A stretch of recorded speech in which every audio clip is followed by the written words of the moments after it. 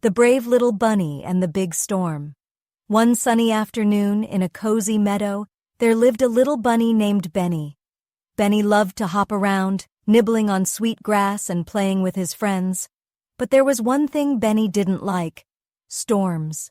He had heard stories about thunder and lightning, and they made him nervous. One day, dark clouds started to fill the sky.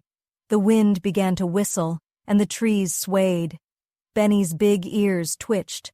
"Oh no, a storm is coming," he thought. His friend, Sammy the squirrel, noticed Benny looking worried. "Don't be afraid, Benny. Let's find a safe place together," Sammy said with a cheerful smile. But Benny hesitated. "What if it's really scary?"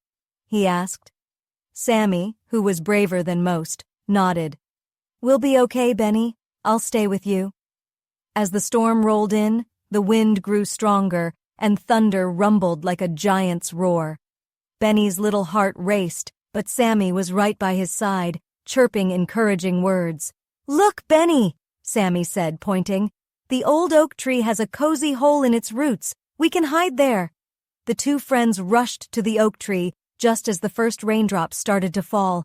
The storm was loud, but inside the oak tree, they were safe and dry. Benny's eyes grew wide with wonder as he watched the rain patter against the leaves. "It's not so scary in here," Benny said, feeling much better. The storm passed, and soon the clouds parted. A beautiful rainbow appeared in the sky, and the sun shone brightly again. Benny hopped out from the tree, grinning. "Wow, that wasn't so bad after all." Sammy laughed and gave Benny a gentle nudge.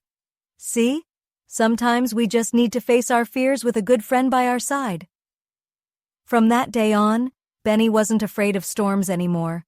He knew that with a little courage and the help of his friends, he could face anything, even the biggest storms.